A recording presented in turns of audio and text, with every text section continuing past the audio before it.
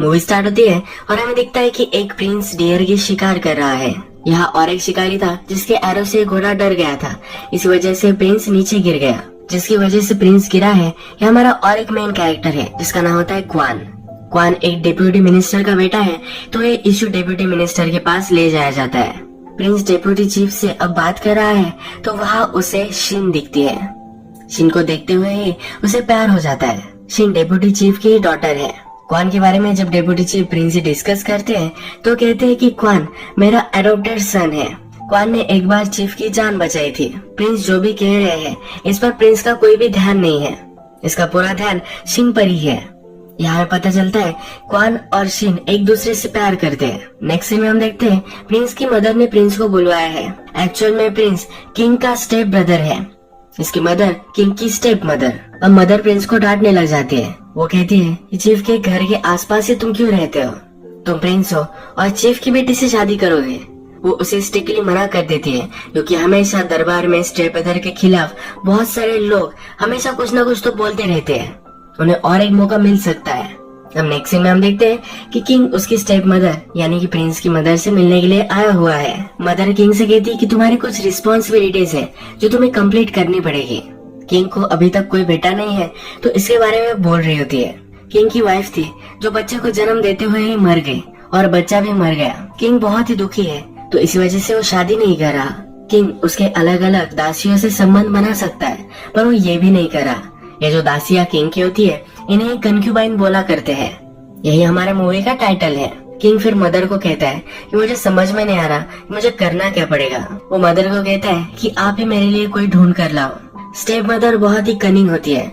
King का कुछ अच्छा हो ये कभी भी उसे नहीं लगता।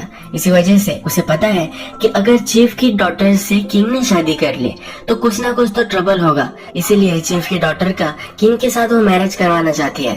हमें पता है कि चीफ की डॉटर शिन और क्वान इन दोनों में प्यार है। शिन शादी करने के लिए मना करती है और बहुत तमाशा खड़ा हो जाता है। रात में क्वान और शिन ये दोनों चुपके से भाग जाते हैं। रात में क्वान शिन से कहता है कि हमेशा मेरे साथ ही रहना और इसके बाद ये दोनों इंटीमेट हो जाते हैं। सुबह आती है और शिन के फादर शिन और क्वान को ढूंढ लेते हैं।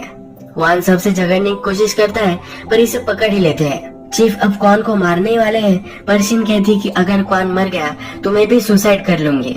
वो क्वान को जिंदा रखे यही उनसे रिक्वेस्ट करती है और वो अपने फादर की सब बातें मान लेगी। इसी वजह से शिन शादी के लिए मान जाती है।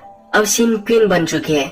उसके सब काम करने के लिए दासियां है पर अब उसकी बॉडी पर उसकी ब्रेथ पर भी उसका खुद का हक नहीं है।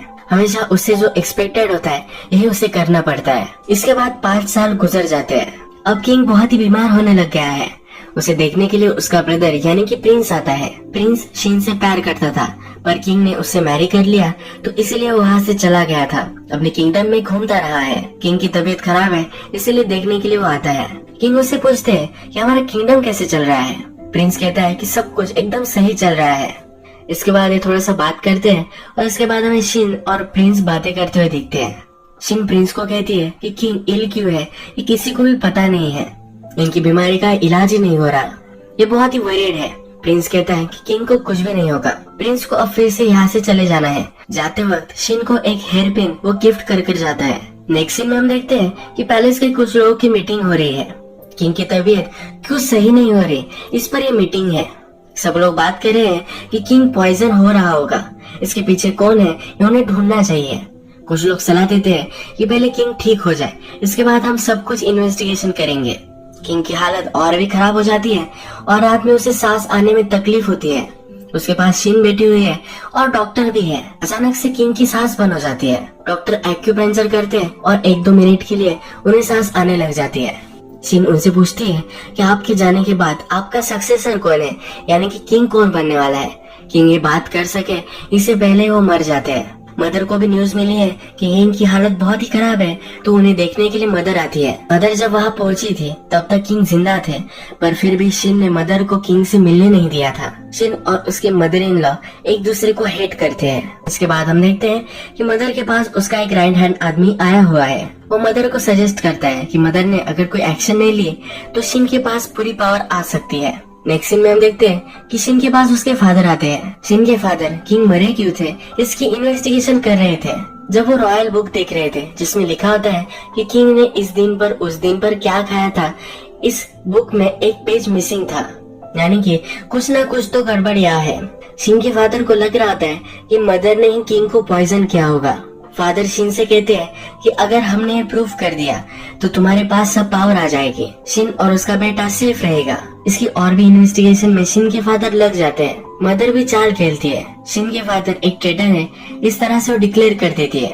मदर सब लोगों से कहती है कि किंग के खाने को शिन के फादर ने पॉइजन किया था।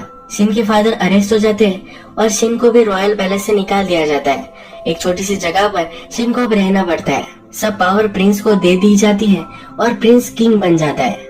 इन पुराने पैलेसेस में क्वीन की रक्षा करने के लिए यूनक हुआ करते थे। यूनक यानी कि उनके प्राइवेट पार्ट्स पहले ही काट लिए गए होते हैं। यूनक लड़ाई में माहिर होते हैं। अब हम देखते हैं कि पैलेस को प्रोटेक्ट करने के लिए कुछ नए यूनक आते हैं। इन यूनक में क्वान भी होता है। क्वान बहुत ही स्ट्रांग बन गया है और लड़ाई भी बहुत ही सही से वो कर सकता है। इसके बाद हम देखते हैं कि प्रिंस की शादी हो जाती है। वो जब क्वीन के पास इंटीमेट होने के लिए जाता है तो सब कुछ इंस्ट्रक्शन उसे दी जाते हैं। उसके आसपास बहुत सारे लोग होते हैं। वो किंग है तो उस पर बहुत सारी रिस्पॉन्सिबिलिटीज है। सब कुछ सही से होना चाहिए। इसे इंस्ट्रक्शन दिए जाते हैं क्योंकि सबको लगता है कि पहले बेटा हो जाए। प्रिंस इन सब से फ्रस्ट्रेटेड होता है पर फिर भी उसे ये सब करना पड़ता है। रात में हम देखते हैं कि शिन जहाँ रहती है प्रिंस ऊपर से उसे ही देखते हैं। प्रिंस को सलाह दी जाती है कि ऐसा वो ना करे। शिन इन्वेस्टिगेशन करना चाहती है, कुछ प्रूव ढूंढना चाहती है कि किंग को किसने मारा था। यह करने के लिए उसकी एक दासी को किचन में भेजती है पर ये दासी किसी से भी बात नहीं कर पाती। पर इस दासी को और एक चीज पता चल जाती है। वो शिन से कहती है कि इस पैलेस में और एक अंडरग्राउंड जगह है जहाँ पर सब कैदी रखे जाते हैं। शायद वहाँ पर शिन को कुछ मिल सकता है। रात में शिन वहाँ पर पहुँचती है तो हेड कुक को कैद किया होता है। शिन उससे कहती है कि एक दिन किंग ने क्या कहा था, इसके सब रिकॉर्ड्स नहीं है। ये कुक शिन से कहती है कि उस रात किंग ने उनकी मदर के यहाँ खाना खाया था। अब शिन 100% श्योर हो चुकी है कि मदर ने ही किंग को पॉइजन किया था। अब नेक्स्ट सीन में हम देखते हैं कि प्रिंस शिन से मिलने के लिए आता है। शिन की एक दासी उसके रूम में सब उसकी ज्वेलरी पहन रही होती है। प्रिंस ये देख लेता है। ये दासी डर जाती है और प्रिंस से माफी मांगने लग जाती है। थोड़ी देर में शिन भी वहाँ पहुँचती है। प्रिंस से पूछती है कि तुम यहाँ आए क्यों हो। प्रिंस कहते हैं कि मुझे किंग बने हुए बहुत सारा समय हो चुका है पर फिर भी तुम कैसी हो ये देखने के लिए मैं नहीं आया। शिन कहती है कि मेरे फादर के साथ जो हुआ ये बहुत ही गलत है। प्रिंस कहता है कि मैं भी एग्री करता हूँ और वो उसके फादर को छोड़ने वाला है। प्रिंस के साथ क्वान भी यहाँ आया हुआ था। शिन उसे देख लेती है और इस पर बिलीव नहीं कर पाती। शिन के घर में कुछ भी फर्नीचर वगैरह नहीं था तो प्रिंस सब फर्नीचर उसके घर में रखवा देता है। नेक्स्ट दिन पैलेस में मीटिंग चलती है। सब लोग प्रिंस की मदर से सब कुछ चीजें पूछते हैं। उन्हें लगता है कि प्रिंस अब तक सही से डिसीजन लेने के लिए रेडी नहीं है क्योंकि अभी अभी वो किंग बना है। प्रिंस यहाँ कहता है कि शिन के फादर को उन्हें छोड़ देना चाहिए। प्रिंस की बात कोई भी नहीं मानता। मदर इस पर बहुत ही चिढ़ जाती है। ये दोनों फिर मदर के रूम में आते हैं। मदर डायरेक्टली प्रिंस को स्लैप करती है। कहती है कभी भी इस तरह की चीजें तुम मत बोलना। मुझे पता है ये तुम्हारे साथ चल क्या रहा है। इस पैलेस में तुम सिर्फ एक ही औरत के साथ नहीं रह सकते और वो है शिन। प्रिंस कहता है कि अब तक तुमने मुझसे जो भी करने के लिए कहा है वो सब कुछ मैंने किया है। शिन की भी शादी तुमने मेरे ब्रदर के साथ कर दी फिर भी मैं कुछ भी नहीं बोला। आखिर तुम मुझसे शादी क्या हो। इसके बाद हम देखते हैं कि शिन के फादर ने 5 साल पहले क्वांग के साथ किया क्या था। शिन ने कहा था कि क्वांग को छोड़ दिया जाए पर क्वांग को ऐसे नहीं छोड़ सकते थे। पहले उसके प्राइवेट पार्ट्स उन्होंने काट दिए और इसके बाद इसने छोड़ दिया। क्वांग ये सब बुरे सपने रात में हमेशा देखता है। वो अचानक से उठ जाता है तो उसे मिलने के लिए शिन आती है। वो उससे कहती है कि मैंने हमेशा तुम्हारे लिए प्रे किया, तुम जिंदा हो यही मैं चाहती थी। शिन क्वांग से हेल्प के लिए पूछती है। कहती है कि हो क्या रहा है मुझे कुछ भी समझ में नहीं आ रहा। मेरे फादर एक ट्रेटर नहीं है। पर क्वांग शिन के फादर और बहुत ही नाराज है तो उसे कुछ भी हेल्प नहीं करने वाला। वो उसे इग्नोर कर देता है और वो कहता है कि अब मैं यूनक बन चुका हूँ, मैं तुम्हारे लिए कुछ भी काम नहीं आने वाला। रात में शिन उसके फादर जहाँ पर कैद है वहाँ जाकर उन्हें कुछ खाना देकर आती है। ये खाना भी क्वांग ले लेता है। शिन के फादर के पास जाता है।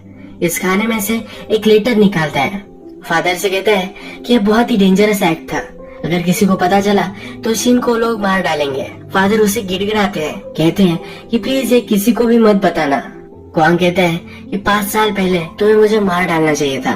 शिन के फादर को क्वांग बहुत टॉर्चर करता है। नेक्स्ट डे क्वांग प्रिंस की नजर में आता है। क्वान को सब मालूम होता है कि प्रिंस की सेहत के लिए क्या अच्छा है और उन्हें क्या खाना चाहिए, इसलिए वो किंग को सलाह देता है। किंग यानी कि प्रिंस उससे इम्प्रेस्ड हो जाता है। वो ऑर्डर देता है कि क्वान को यूनक्स का हेड बना दिया जाए। यूनक 16-17 साल तक काम करते हैं, उसके बाद उन्हें हेड बनाया जाता है। पर ये अभी अभी आया और इसे हेड बना दिया गया है, ये किसी को भी हजम नहीं होता। प्रिंस की बात कोई भी नहीं मानता। प्रिंस सोचता है कि क्वान को उसने कहीं देखा है और क्वान से पूछता भी है। क्वान कहता है कि मैं एक छोटा आदमी हूँ, मुझे आप कहाँ देख सकते हैं। प्रिंस भी इसे इग्नोर कर देता है। शिन के फादर को अब सजा होने वाली है, उन्हें मार दिया जाएगा, इसीलिए प्रिंस मदर के पास आता है।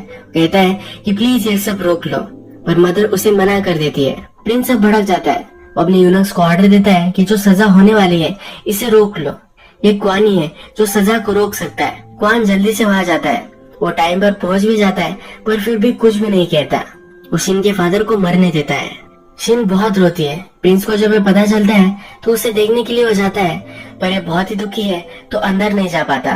रात में हम देखते हैं कि इस पैलेस का हेड यूनक और उसका एक अच्छा सा फ्रेंड जो किचन में काम करता है, ये दोनों एक दूसरे से बात करते हैं। ये जिस चीज पर बात कर रहे हैं यह है कि इस पैलेस में सही या गलत इस तरह की कोई भी चीज नहीं है।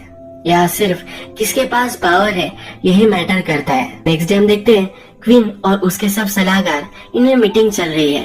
प्रिंस हमेशा शिन के पास जाता रहता है, तो इस पर सब लोग ऑब्जेक्शन ले सकते हैं। सब सलाहकार मदर से कहते हैं कि मैं क्वीन और उसके बेटे को दोनों को यहाँ से बाहर निकाल देना चाहिए। ये करने के लिए मदर हाँ कर सकती है, पर प्रिंस की वजह से वो नहीं करती है। प्रिंस को पता चलता है कि शिन को सब लोग बैन कर सकते हैं। वो डायरेक्टली शिन के पास आता है, कहता है क्या तुम्हें पता है कि तुम्हारे खिलाफ क्या हो रहा है। शिन कहती है कि प्लीज फिर से यहाँ मत आना। प्रिंस नाराज हो जाता है। वो कहता है क्या तुम्हें पता ही नहीं है कि मैं तुम्हारे लिए फील क्या करता हूँ, मुझे क्यों तुम सजा दे रही हो। प्रिंस गुस्सा हो जाता है। जाते वक्त शिन की दासी को लेकर जाता है। उससे पूछता है कि शिन कैसी है। शिन के बारे में सब कुछ वो उससे पूछता है। वो रात में क्या करती है, क्या पहनती है, ये सब कुछ उससे पूछता है। इसके बाद ये दासी के साथ इंटीमेट होता है, पर पूरे टाइम तक शिन को ही इमेजिन करता है। प्रिंस दासी से खुश हो गया। इस वजह से इस दासी को प्रमोट कर दिया जाता है। अच्छा सा उसका खुद का रूम उसे मिल जाता है। ये बहुत ही खुश होती है। राजा की कंक्यूबाइन वो बन जाती है। नेक्स्ट सीन में हम देखते हैं कि शिन का बेटा खेल रहा होता है। यहाँ पर क्वान इसे देखता है। क्वान को लगता है कि उसका ही ये बेटा है, क्योंकि जब वो शिन से जुदा हो गया था उसके बाद ही वो प्रेग्नेंट रह गई थी। थोड़ी देर में वहाँ शिन की दासी आ जाती है और वो क्वान को पहचान लेती है।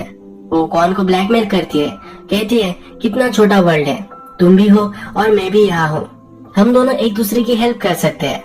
इस दासी का प्लान होता है कि हर रात किंग उसके पास ही आए। अगर किंग उसके पास आए और इस दासी से उसे एक बेटा हो गया तो इसके बाद एक क्वीन बन सकती है। वो क्वान को कहती है कि प्रिंस को तुम मेरे पास लेकर आना। वो क्वान को ब्लैकमेल करती है कि अगर उसने ऐसा नहीं किया तो क्वान के बारे में प्रिंस को सब कुछ बता देगी। क्वान उसे धमकी देता है कि अगर तुमने ऐसा कुछ भी किया तो मैं तुम्हें मार डालूंगा। नेक्स्ट सीन में हम देखते हैं कि शिन से मिलने के लिए फिर से प्रिंस आता है। प्रिंस ने शिन को जो हेयरपिन गिफ्ट दी थी आज शिन ने वो पहनी है। ये प्रिंस को देखकर बहुत ही अच्छा लगता है। प्रिंस अभी भी शिन से मिल रहा है तो ये बड़ा इशू बन जाता है। मदर डायरेक्टली शिन को बाहर नहीं निकाल सकती, तो इसीलिए शिन को पॉइजन करने का वो प्लान बनाती है। इस प्लान को अंजाम देने का काम क्वान को दिया जाता है। इसके बाद हम नेक्स्ट सीन में देखते हैं कि दासी शिन के पास आती है। वो शिन से ज्वेलरी मांग रही होती है। वो कहती है कि प्रिंस मेरे पास कभी भी आ सकते हैं, अगर मैं क्वीन बन गई तो मैं हमेशा तुम्हारा ख्याल रखूंगी। इसके बदले में शिन की ज्वेलरी वो ले लेती है। शिन भी चालाक है। प्रिंस ने उसे जो हेयर पिन दी है वो इस दासी को दे डालती है। रात में प्रिंस को एक ड्रिंक दिया जाता है। उसे जल्दी से बेटा हो इसके लिए ड्रिंक है। आज बड़ा सा मुहूर्त है जहाँ पर वो अगर क्वीन के साथ सोया तो उसे बेटा हो सकता है। प्रिंस अब इस सब से परेशान हो गया है, उसे कुछ भी पीना नहीं है। ये बात मदर को पता चलती है और वो प्रिंस को समझाने के लिए आती है, पर ये कुछ भी नहीं समझता। ये गुस्से गुस्से में डायरेक्टली दासी के पास आ जाता है।